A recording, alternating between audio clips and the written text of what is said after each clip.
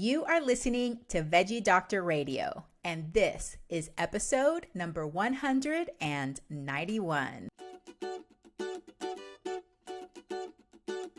Welcome to Veggie Doctor Radio. I am your host, Dr. Yami, board-certified pediatrician, certified lifestyle medicine physician, certified health and wellness coach, author, speaker, mother, wife, and human being. I passionately believe in the power of diet, habits, and mindset in sparking and sustaining well-being and joy in our lives. This podcast combines expert interviews and thoughtful monologues to explore plant-based nutrition, lifestyle medicine, parenting, mindset, and other exciting and fun topics. I hope that these episodes inspire you, uplift you, and equip you with the knowledge and tools to live your best life. Are you ready to get started? Let's do it.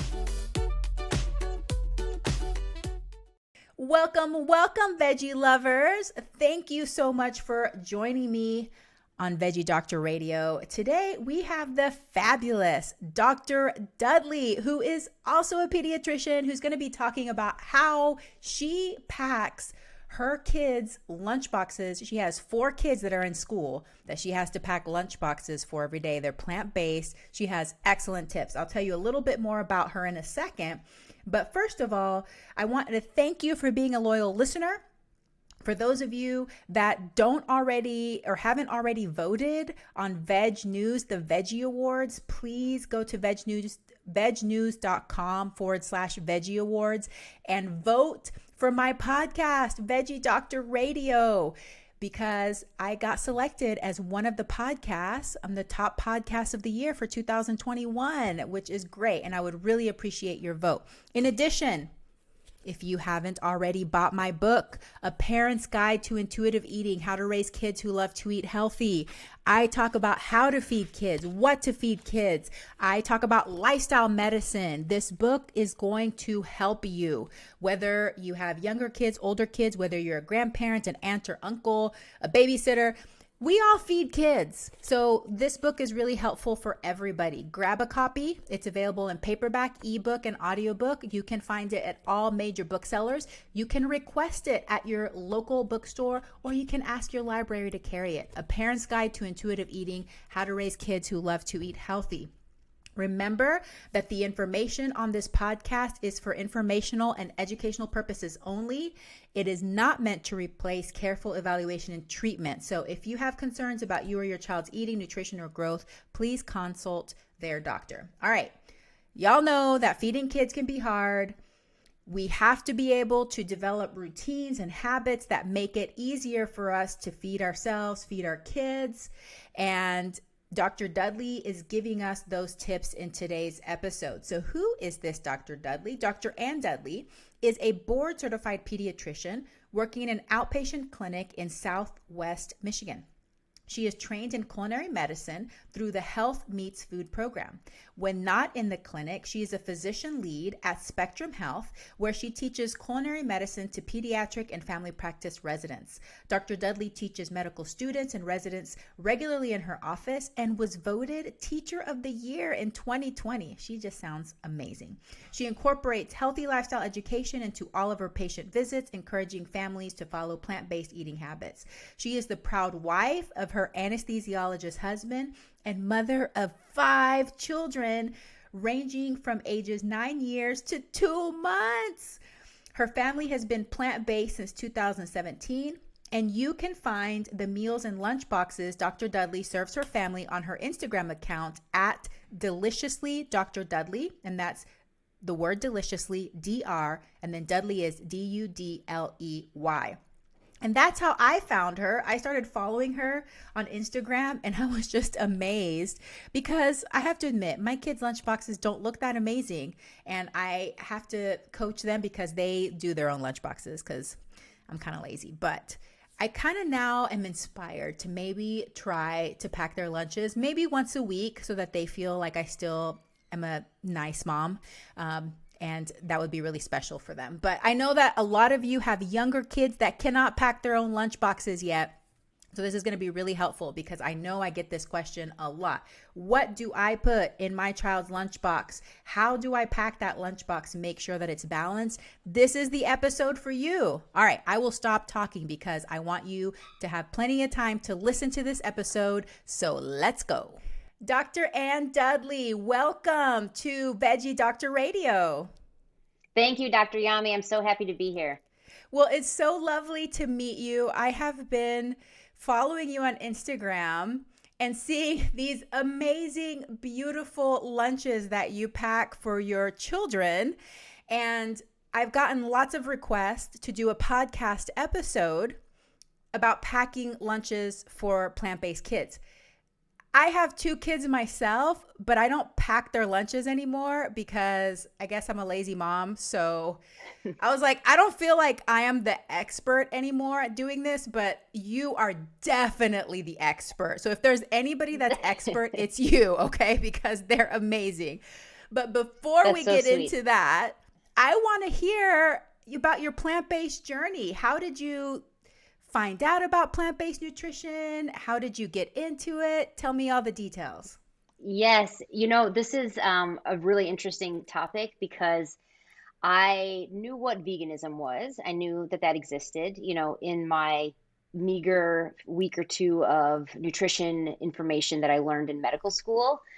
I just knew that it existed. But I had a patient of mine approach me in 2017 in my pediatric clinic, and she asked me, what do I need to know to feed my child a whole food plant-based diet? And I had no idea what she was talking about, and it was embarrassing to me. I couldn't help her. I said, I don't know what you need to know. Like, you're supposed to know if you're the one asking me the question, So that really inspired me to start looking into what that meant. I didn't feel that I could give her adequate advice because I didn't even know what it meant or what that looked like.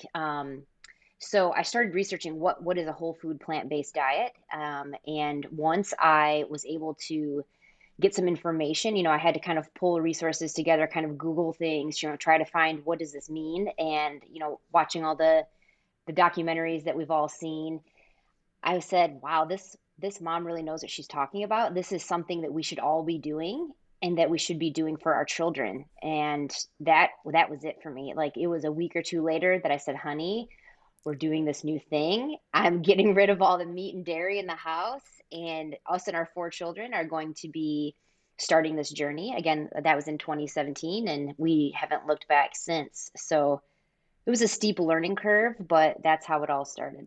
Wow. Okay. I want to stop right here and highlight something very important because just the other day, I was on something, I don't know, somebody was interviewing me for something. And I remember saying to the person asking the question that it's really important if your physician isn't plant-based, if they're not familiar with plant-based, to be gentle about it and, don't be mean or anything like that, but talk to them about it and bring them information because I've heard so many stories of physicians, once they learn about it, once they actually read the books and read the literature, they're like, oh yeah, how come I didn't know this already? So Right. I'm glad that you're like the perfect example of that. When patients come to doctors with compassion, with openness and say, hey, can you learn more about this so that we can help each other out? Exactly. Yeah. And I wanted to help her, and I said, I have no idea. I talk about feeding kids all day long, but I don't know what you're saying. And like you said, the evidence was, I couldn't ignore it. Once I learned about it, I said, this is it. This is what we all need to do. I'm so convinced after reading only a few things that this is it. We're changing Wow. our life right now. Wow. Okay. Well, your husband's also a physician. Whenever you told him, honey, we're making this very drastic change, how did he react? He's an anesthesiologist. So I joke that that's a very specific kind of doctor. Like, I'm the real doctor because I actually talk to my patients. You just make them go to sleep. You just make them feel comfortable and go night night. And so he's also from Wisconsin. So telling him, hey, Oh, we're gonna cut out meat and cheese, this was a big deal. So once I showed him the evidence and the data, and I said, look at this. This is so compelling. He said, okay, you're right. I'll try it. Let's try it for a couple weeks. And we sort of didn't talk because it was really hard for a couple of weeks once we got started. And at the end of like 2 weeks, I said, "Do you feel differently?" And he said, I feel better. Like I didn't know that I didn't feel good, but now I feel better. And that was it for both of us. We said, okay, this is something that we have to keep doing. Wow. And how old were your kids at that time? So our oldest was 5, and then we had a 3.5-year old, and our twins were 15 months, I believe. So they had only been having solids for, several months, but Hmm. not for a very long time. So since then, we've been, I can't say 100% because there's been some times that they've had bites of food from other diets, but it's nearly 100% since that time. So the oldest one wasn't super old. They weren't like in middle school or high school where it can become a little Correct. bit more difficult. But did they protest at all or ask questions? How was the They transition for cried them? about bacon. Oh my They gosh. cried. They said, "Okay, last weekend you gave us bacon with our pancakes. Like, what's up, mom?"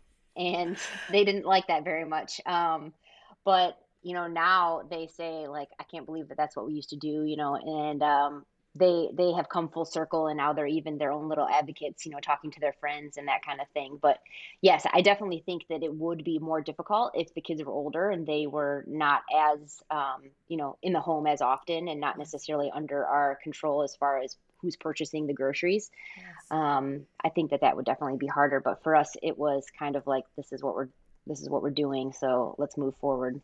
Beautiful. I love it. All right. So you kind of already started talking about the next question, which is what are your perspectives and what are your thoughts on raising plant-based children? You're also a pediatrician, so you can look at this from a medical standpoint. So you've been in it for a few years, you're raising your kids that way. What do you think about it? I think that this is a well-planned whole food plant-based diet, or at least a well-planned plant predominant diet, is the healthiest lifestyle that we can allow our children and our families to engage in. And I think that as you probably know, also being a pediatrician, it seems like we have all the adult data first and then the pediatric data comes later. And so I think that in this field, I've found a paucity of data, specifically regarding kids. But it makes sense to me that we have all of this information about adults, that if it is the healthiest for them, that that will trickle down. If we can help prevent these disease processes from starting, then obviously they won't have those concerns when they're older. So as far as I'm concerned, this is something that we should definitely do, and that we can raise kids who can thrive, not only survive, but thrive and be very healthy and strong and, live their best lives on this diet. And I think also it's a cool thing to talk about, especially if you're making a transition and it's not what they've been doing their whole life, because it really allows the discussion of, this is why we take care of our bodies and this is something that we want to maintain, and this is why it's important that we're doing this, for so many reasons. And it allows us to engage in that conversation of like, you are the boss of your body in so many ways, and this is one way that we're hoping that you can help take care of yourself. That's so beautiful. Yeah, that emphasis on well being, but also starting those longevity talks with our children. It's hard when you're a kid. You feel invincible. You're not really thinking about being 80, 90, or 100. But I think they do understand what it means to feel good, to have that energy, to have that well being, to do the things you want to Yes. do. Because that's what kids mostly do, is a lot of things they want to do. They're not like us where we feel like we have to adult all the time. And so I think Right. they really can relate to that. Yes, absolutely. And it's empowering when they know, this makes me feel good when I do it this way, and it doesn't make me feel good when I do it that way. Like my Hmm. daughter, the oldest especially, she's almost 10 now. She's 9.5, almost 10. She'll say like, "Oh, my tummy didn't feel great because, so and so brought in a treat for school and I had it, because I let them have a treat if Hmm. it's what they choose." And she said, "I didn't feel that great, so I'm not going to have a treat after dinner tonight." And so I think that's empowering to know, like you Yes. said, I want that energy and I don't want to not feel well. So I'm Yes. going to do what I think is best for my body. Oh, that's wonderful. That's beautiful.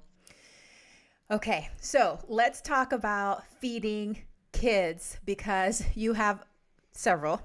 You have Yes, five ma'am. children, five children, which I have is a whole is handful. a Yes. very large family.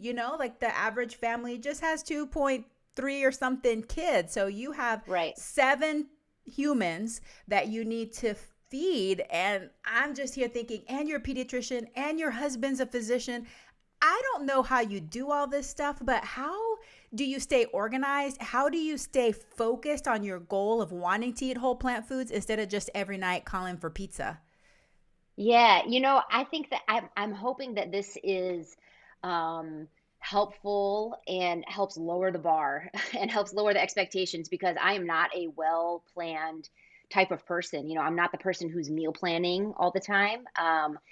I I like to have ideas and I'll write them down, but I'm not like, okay, Tuesday, Taco Tuesday every night, something like that. We do kind of joke about that sometimes, and sometimes it does fall into alignment that way. But really, the thing that helps me the best is to, every week sort of mentally take stock, like what groceries do I need? And so then that helps me prepare what possible meals I could make. But the thing that is the fallback for me, like when I'm tired, when we don't have time, when we're rushing to go somewhere, or when we, know that our schedule isn't going to mesh well with cooking, is having a well-stocked pantry and having a freezer of things that we can make that are healthy. If that's, frozen vegetables, if that's, canned beans, like we have like jars of rice or bags of rice or things that we can prepare quickly, that we know are easy and that our kids will enjoy every time that we make them. And I think that that's very helpful. Also, having batch cooked some meals. So let's say on Sunday, if I make something, I'll make sure that I can double the recipe, or in our case, often triple or quadruple the recipe so that I actually have extra. And I'll freeze, for example, the sauce or the extra rice or beans that we make so that there is something to serve for the lunches or for a dinner later in the week. That's something that's really been helpful. But I mean, do we sometimes want to call for takeout, or do we do that? Yes, but we also try to kind of follow the 80-20 like you talk about, or like a 90-10 even if we can rule, in that we know that there are going to be days that we're going to have something that's maybe not as healthy. So let's try to do our best the rest of the time when we can. And I think that that's really, really helpful. I love those tips, and it's so aligned with my philosophy. Now, I will say that around here, Taco Tuesday is sacred. So, Yes. no matter what, I will figure out some sort of taco to make on Tuesday, but it's also low key, low stress. I mean, literally, I just Yes. throw things together. It's not anything gourmet. Like during the weekdays, is not gourmet cooking around here. But Right. I love how you're emphasizing working smarter, not harder. What can we have available in the freezer, in the pantry? What can we batch cook Yes. on the weekends so that it doesn't feel like this mad rush and this mad dash to make meals? It's like, all right, we can pull this together. And it sounds to Absolutely. me like your kids are also, they are accustomed to eating simply as well. Yes, absolutely. Well, yes, and so another thing that's cool is that yes, we eat simply, and I'll kind of keep a running record of the meals that I know work, and I kind of joke about Taco Tuesday because we could eat tacos every day, and so that's kind Taco of every like day. taco every day basically. But that's something that they like. But also, like, what other family favorites do we have that we can make quickly? So like even if it's just pasta, but can we put lentils in the sauce to make it more hearty, or can we add beans or something? So knowing that, but then there are probably once or twice a week we will use like a meal kit service, and we like doing that if we have time, and sometimes that ends up being just like my lunch or my husband's lunch if he's post call, and it might not be our family dinner, but our kids love trying all of those new flavors. A lot of them are very culturally diverse meals, and so our kids love that, and they'll have real spicy things or things maybe from other areas of the world that we haven't had those meals before, and they like trying those things, so that's helpful. And then we'll keep those in our repertoire for later, and a lot of them are so simple. It's like, why didn't I think of that? Like African peanut stew, that's so easy. Why didn't I make that before? And then just keeping that in our repertoire. So Oh, that's so cool. So you can add little bursts of novelty and excitement here and there, but also it's not stressful because it comes, arranged so that you can throw it together. Do you have Yeah. names of what services you've tried? Because I haven't tried any of those. So I know that there's like so many now. Yeah, there are a lot. And the one, so we used to do it before when I even before we had 5 kids, when we only had a couple kids, we would do something some of the other services that I won't mention because they don't have vegan options. But we thought that that was helpful, when we were both busy and I was working a little bit more. Now I'm part-time more. But purple carrot is what we've been using for the last several years, and we do it most of the year. So once or twice a week, we will have one of those meals. But then if we're on vacation or if it's summertime and things are a little bit more loose in our schedule, we won't. We'll take a break for several weeks or months. But those have been really helpful and really interesting and exciting meals. And what I like about it also is that once I've used it for so long, I build up free meals, and so I can send those to somebody as an option to try. So I've even sent those Oh, to patients, and so they, it's sort of like a coupon. So I send that to yeah. them, and then they've said, "Oh my gosh, I do like plant-based cooking." So that's been really cool also. So nice. And then do your kids help with the meal preparation when those come in? They help with those, but they help other times too. Especially my two older boys, they like to help cook. The seven, or I'm sorry, 8-year-old and 5-year-old. They like to help cook. Um, I don't know if that's just, kind of their personality, but they're the ones that always seem to jump up on the stool and try to help wash and chop and stir the pots and stuff. They love doing that. So any time of the week, I think that's really helpful for them to be engaged in the kitchen, to want to try new things. That's a technique that I recommend for my patients, that they get their kids in the kitchen with them. I think that's really helpful. And it pays off in so many ways. My kids are Right. 12 and almost 17, and they do their own cooking on Sunday nights for the family, which is great because I Yes. can go for a walk. I can just lay on the couch. They Right. consult me. I'm like the head chef. So they come and they consult me if they Yes. have a question about something, but I don't have to do the chopping. I don't have to do any of that. It's I'm excited for awesome. that day, Dr. Yeah, Yami. You're it's making me coming soon. encouraged. It's Yeah. coming soon. You're going to love it. Okay, so let's talk specifically about lunch boxes because this can be a point of anxiety for parents, specifically plant-based parents, because they're not sure what to put in there. They're just kind of at a loss. What do I put in the lunchbox? So, what tips do you have for packing lunches for plant-based kids? Yeah, this is like obviously one of my favorite topics, and that's why I started my Instagram account, because I would try to be talking to parents about this and they would be like, "What do you mean? Like, what does that look like?" I need a visual, and I would pull up pictures on my phone of, lunches that I would pack, for one or two of my kids at the time. Now I have four that are in school. So, it's kind of grown exponentially, but I would say, what about like this? Like, what about a plate like this? Could you put this in a lunchbox? Or what about this lunch, meal? Could you replicate this? And then I said, you know what, would it be helpful if I just gathered these all in one place? So that's how that Instagram account started. And I like to think of the lunchbox, and there's so many options of different like bento boxes and little kits that you can have, but really you just need like a rectangular Tupperware container. And how can you put the plant-based plate into that um, specific container?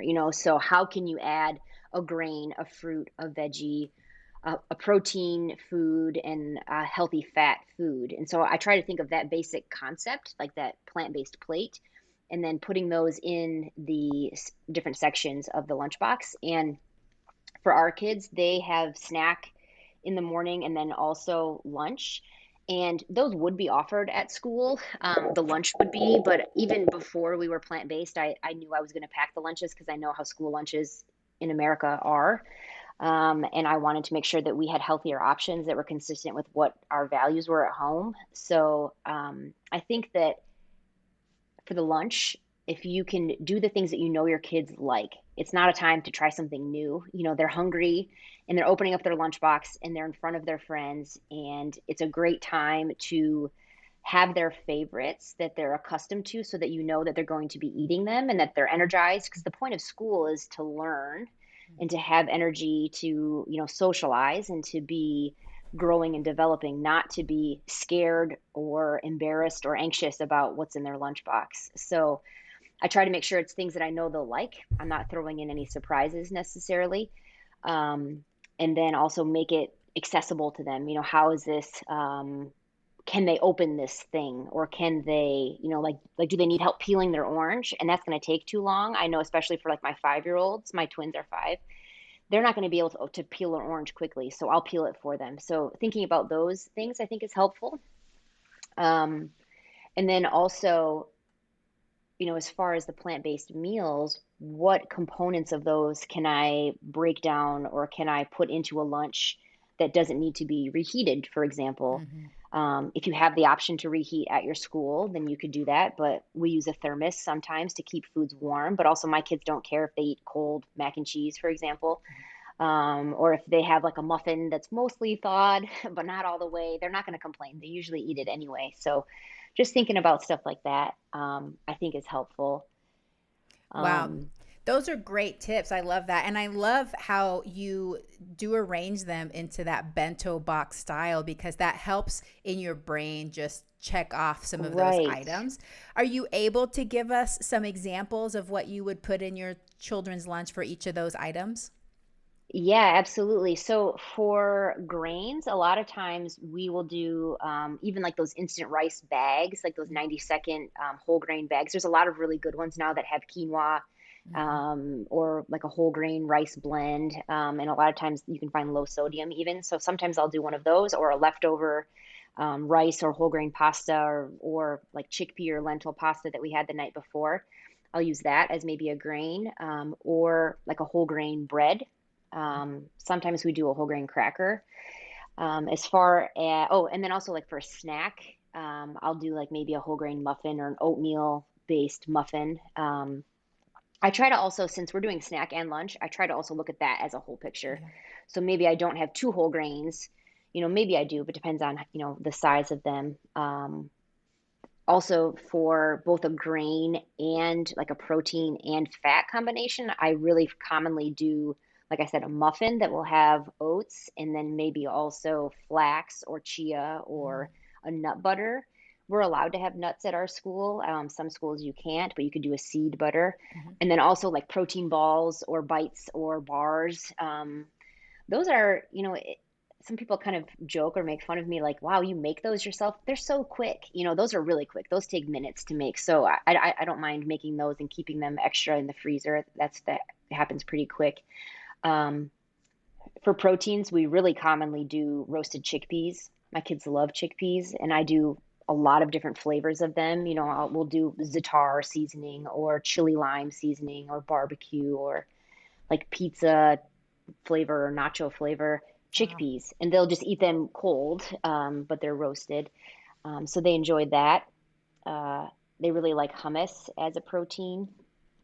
Sometimes we'll do a sandwich that will have a plant-based deli slice on it. That's kind of more like a treat food for us, since that's a little bit more processed than some of the foods that I put in there, but we'll do that commonly. Today, they had a whole grain bread sandwich that had almond milk cream cheese, like the Kite Hill cream cheese with some veggies on it. We'll do that a lot of times, kind of like a small tea sandwich type idea. They're not big fans of, but I always try to introduce like a wrap that has like hummus and veggies. I'm still trying to convince them that that's a good thing to eat, but they don't, not all 4 of them like it. So I don't do it as often. A couple of them do. And then I always do a fresh fruit, a fresh veggie, usually in snack and lunch, no matter what it is. And I always look for something green. Okay. Like I also want it to look visually appealing. And so I try to think of what's the green thing or what's the different color thing. So it's not all brown, all orange, something like that. Oh, so nice. I'm really hungry, and I know that I already posted this on one of your comments that I would like to be adopted into your family so that you will make me lunch every day. Absolutely. As well. So, I mean, I know you're just a little busy, and my appetite might be a little bigger than your kids, but I think you can handle it. And now for a very important message. Hey mama, if you are feeling frustrated about mealtime battles, worried that your child isn't eating enough or eating enough vegetables, Afraid that your child is going to get some awful deficiency or disease because of the lack of diversity in their diet? I wrote a book that might be for you. A Parent's Guide to Intuitive Eating: How to Raise Kids Who Love to Eat Healthy is available in paperback, ebook, and audiobook through all major online booksellers. Did you know that most children are born with the innate ability to eat the appropriate amount of food to satisfy their hunger and support appropriate growth? Despite this, parents are still anxious and confused about how much and what to feed their children. In addition, many children are labeled as picky eaters or develop behaviors such as hiding and sneaking food. There's also a growing epidemic of dieting behaviors and eating disorders beginning at alarmingly young ages. In my book, you'll learn the 5 pillars of healthy eating, how to apply intuitive eating through all the stages of development, lifestyle habits that support healthy eating and body image, troubleshooting and problem solving for picky eaters, overeating, and dieting behaviors, how to create and foster a healthy body image in your children, how exploring your own body image and relationship with food will help raise an intuitive eater, and what foods to offer your child at different stages of development. A Parent's Guide to Intuitive Eating: How to Raise Kids Who Love to Eat Healthy, available in paperback, ebook, and audiobook through all major online booksellers. Are you ready for a fresh approach to feeding your child? For more information, visit dryami.com/book. And now, back to the episode. So Absolutely. Come on over. All right. So what would you say are your kids' favorite items that they just get super excited for? Yes. So they love when I do the chickpeas. They actually go crazy for, which I think is funny. Yeah. They're so happy about barbecue chickpeas, but also they really like leftover pizza, or if I make a pizza quick in the morning. And some of the, I'm not a overnight packer. Like, I don't pack the night before because I think a lot of fresh things sometimes get kind of smushy, if you've cut them or sliced them the night before. So I try to do it all fresh in the morning.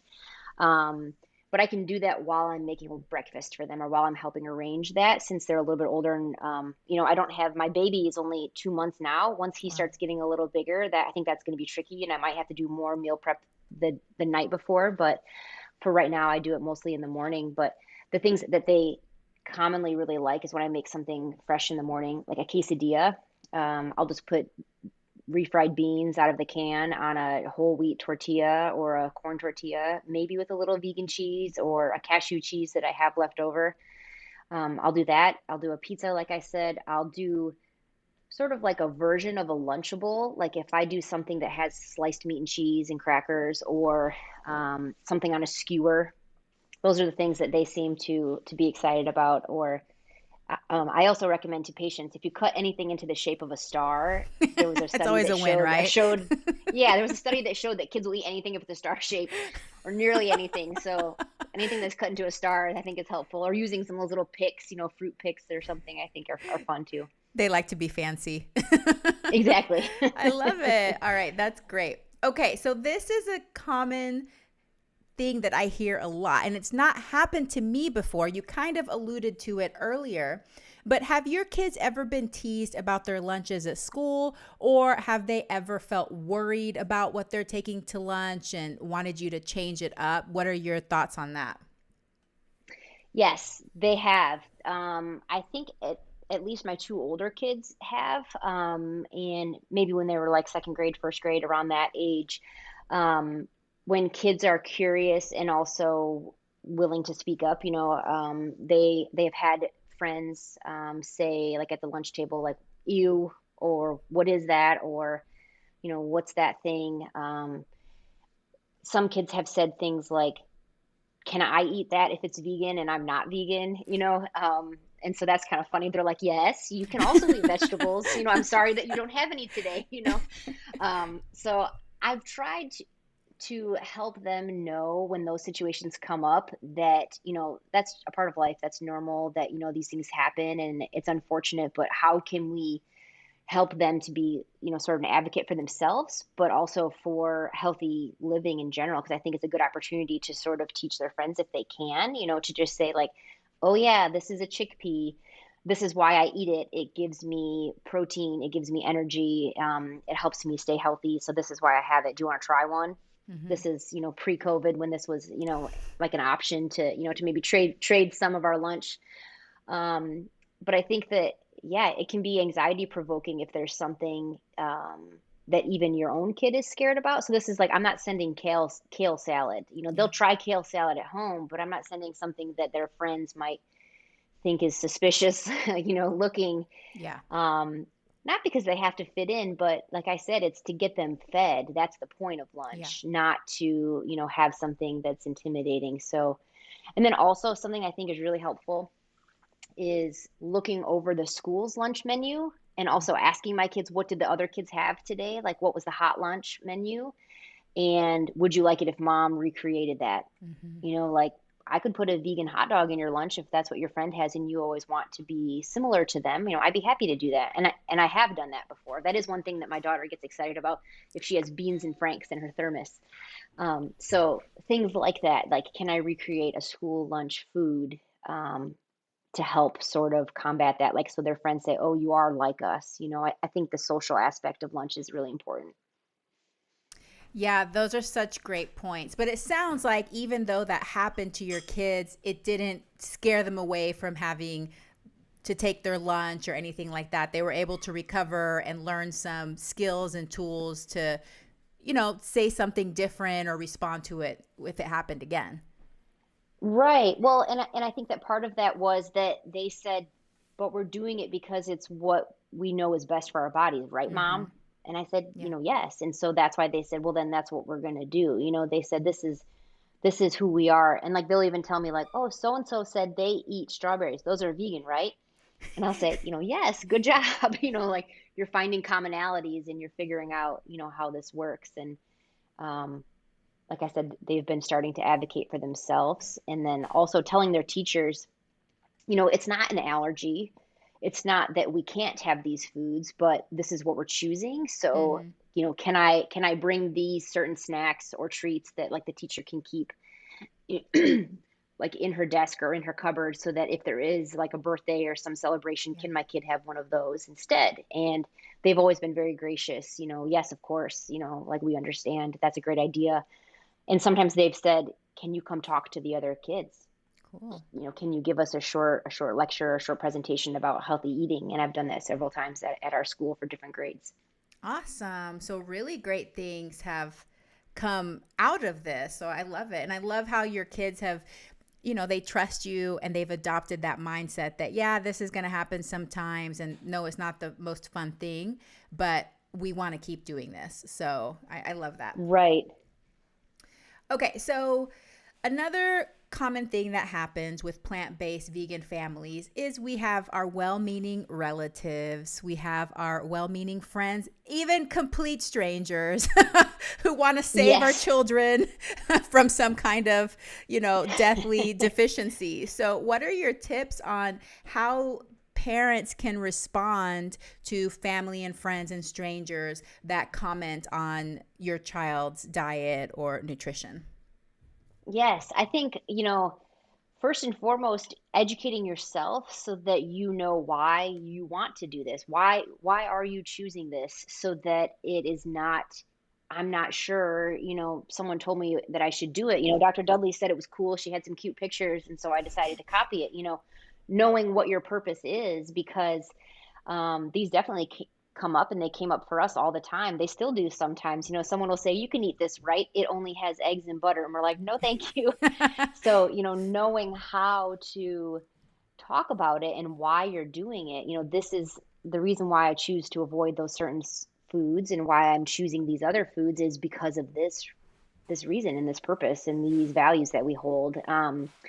And I think, talking to your pediatrician to make sure that you're doing it in a balanced way for your child and for your family so that, maybe you're not really adept at it yet, but you're learning, but making sure that you're having all of the right food groups represented, for example, so that it is something that is helpful and beneficial and maybe when someone asks that question, taking it as a sign that maybe there is something that you need to look into to make sure that you are, for example, getting enough calcium or something. Um, and then also sharing with them, we're doing this. This is why. And do you want some, or can we bring our own food next time? Can we share a dish together? Can we make, grandma's recipe, but make it plant-based this time? Or can we do whatever culturally appropriate dish we have at this holiday? Like, let's try that, but make it vegan. I think that's been really fun for my family, and for my friends, and helpful to have them see why we do it. Mm-hmm. Those are awesome tips. And I agree. I think sometimes if we're not super confident ourselves yet about something, a comment from a stranger can really throw us off balance and make us feel just really unsure and uncertain about things. So it is important to continue to gather the information, continue to do the reading, listening to the experts, and just working with your child's healthcare provider to ensure that all the bases are covered. And it's not as difficult as people think it is, but we do have to be mindful Right. about some things. So that's great Yes, advice. definitely looking to the experts. That's something that I think that you said, but that we should really emphasize, because I think that sometimes people say, I don't know, some lady on a blog told me, but like, what are the experts saying? And can we point other people to them? So I have found, when someone has questioned me, I've said, okay, like, I fully get that you don't understand this or don't think, but like, I know that you have this condition. Do you want to, like, can I send you an article about that? Or can I send you a podcast from Dr. Yami about that? Or can I send you what Dr. Greger on Nutrition Facts has to say about that topic? And I think that that's been helpful. Like, oh, there are other people that agree with what you're saying. That's great.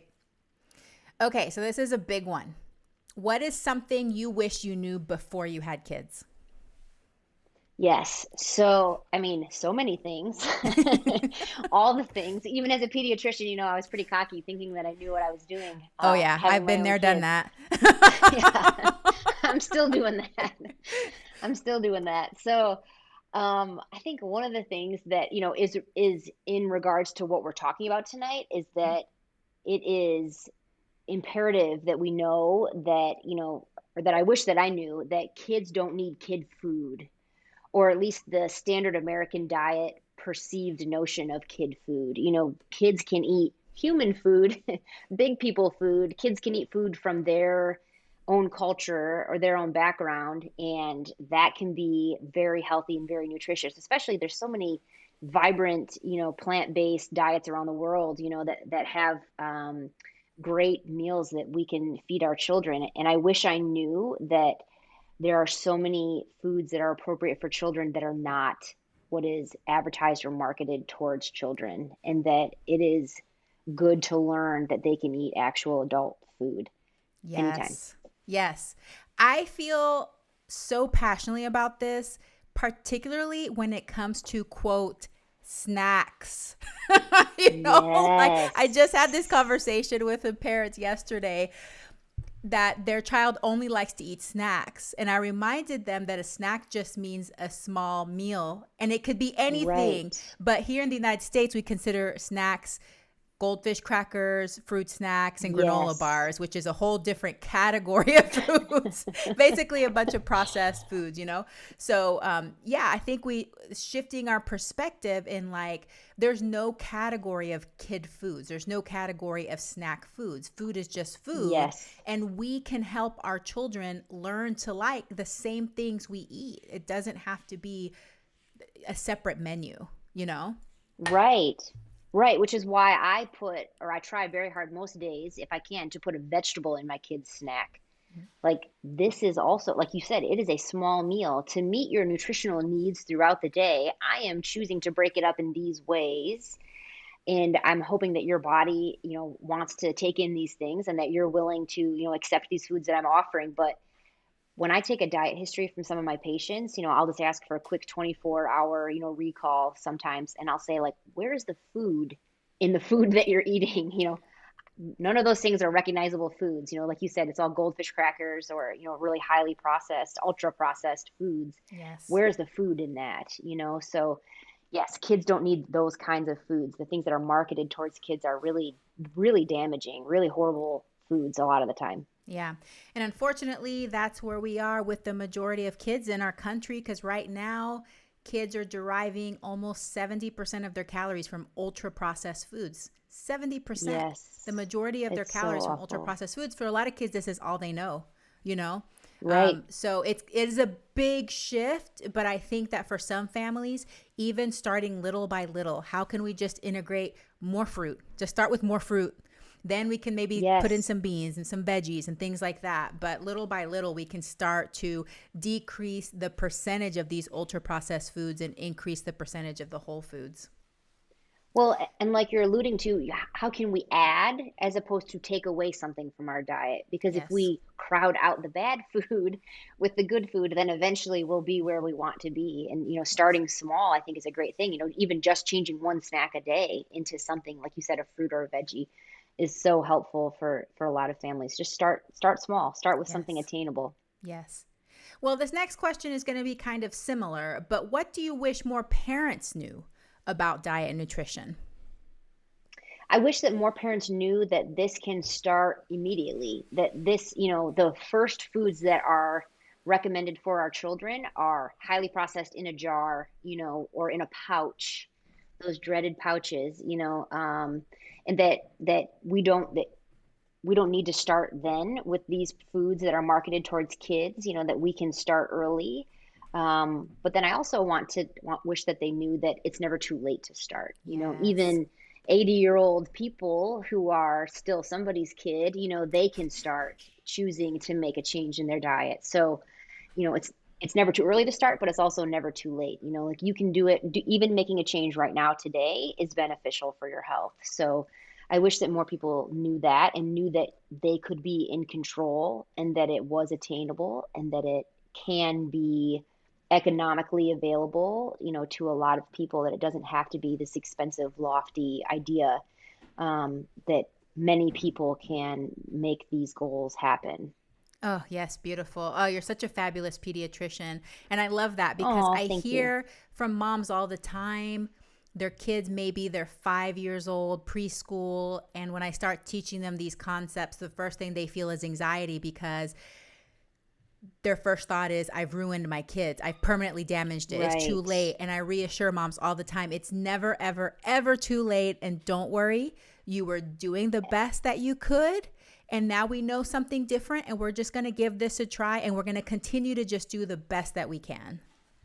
Absolutely. It was Maya Angelou, right? When we know better, we do better, Yes. So let's make a change today.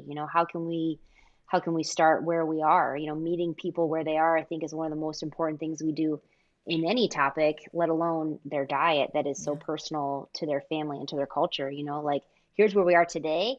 Now that we know better, let's take a step forward. And humans are so adaptable. Just like you were saying, there are Right. 80-year-olds, almost 90-year-olds that are like, you know what, I'm going to try this plant based diet and see if I can Yeah. extend my life a few more years. And they're like, I Right. feel so good. I could keep going on forever. And those stories are just so inspiring to me that you can be at that age and not feel like you just need to give up on life. You can try something new and see how it affects you. Yes, absolutely. My parents, God love them, I try to, encourage them to eat, new foods and try new things. And they're very healthy, even to begin with. But like the other day, my mom was like, tell me more about this nutritional yeast. And I'm like, Mom, joke's on you. You've been eating it for years when you come to my house, but like, hey, let's talk about it. I'd love Oh, to talk I about love it. it. Oh, that's so great. That's also wonderful. Okay, so tell me what your favorite resource is for plant-based parents. This is tricky, and I'm so happy that you have made. I was looking even today again at the guides that you have. I think those are fantastic resources for parents because, like I said, there can be this paucity of information that is pediatric specific. A lot of it is geared toward adults, I feel like, and I think that you have really fantastic resources, and your printouts that are available to families are great. So I'm not saying that just because I'm here with you today. I think that they are really good. I also love Dr. Greger and nutritionfacts.org. I think that those short snippets that are evidence-based, looking to the experts, again, like we said, look to the experts. And I think that he has really great information. The Physician Committee for Responsible Medicine, PCRM, they have a vegan, starter kit for kids. And I think that that's really helpful, that information. And then also the lifestyle medicine, the College of Lifestyle Medicine, they have great handouts for children. And then one of my favorites that I think is, those are all great. And yours is definitely geared more towards parents and families, which I think is really helpful, as well as plant-based juniors. And I think that for a lot of parents that are younger or that have social media, I think that that's really helpful to have something that they don't have to read a research article or read a scientific journal, or to even be at that level to be able to understand some of the information that's out there. And I think that, information like yours and like plant-based juniors is really at a level that we can all understand and has beautiful pictures and images that are helpful and, short recipes that we can use. And I think those are really great resources. Awesome. Okay. We'll definitely put links to all of these resources, but I agree. Those are some of my favorites as well. So awesome. Okay, Dr. Dudley, this has been fantastic. And I know now everybody who doesn't already follow you wants to follow you on Instagram to look at all these beautiful lunches and so they can salivate over them. So please tell us where we can find you and any other information you want to leave the audience with. Yes, you can find me at Deliciously Dr. Dudley on Instagram, Deliciously Dr. Dudley. And I try to post a lunchbox picture every weekday that we're in school. And then I also post some fun, snack plate ideas and dinner recipes and, things that we do, even like lactation cookies and that kind of thing, whatever's kind of going on in our life. I try to post those meals for ideas and, just like I said, to give the visual representation, if not also some of the information about why. And I try to make it fun and lighthearted. So I do hope that if someone is looking for encouragement, that they can find it there. And also if there's something anyone wants to see, if they ask, I'd be happy to try to make a recipe or, to veganize a family favorite or something. Those are things that I like doing for fun in my free time. I think that if I was going to leave the audience with any information, it would be that you can inspire your family and your children to be healthy in the long term. You can inspire them to have a long, healthy life, a full life, and it can start today. It doesn't have to be something that is difficult. It can just be, like we talked about before, making small, attainable goals and something that is sustainable and beneficial for yourself, for your children, for your family, for your health, and for the environment. Something that's so beneficial, to all of us. To start eating more plants and to have a long, healthy life. So that's what I would like to leave everyone with. Oh, that's so wonderful and beautiful. Dr. Dudley, thank you so much for your time today. I know you are a busy woman. You have a lot going on. You're doing a fabulous job raising your children. So I really appreciate your time. And I'm so grateful for the time that you take to post those pictures because it really is helpful. So I appreciate you. And I hope that you have a very plantastic day. Thank you so much, Dr. Yami. This has been a true joy in my life. I really appreciate it. Oh my goodness, veggie lovers. Are you just in love with Dr. Dudley as much as I am? She is plantastic. I love her so much. And she gave such amazing tips. But what I love the most is that she's relatable. She's a mom. She's a working mom. She has 5 kids. She's not trying to be some perfection. She's just trying to feed her kids well, do it in a sustainable way. She's working smarter, not harder.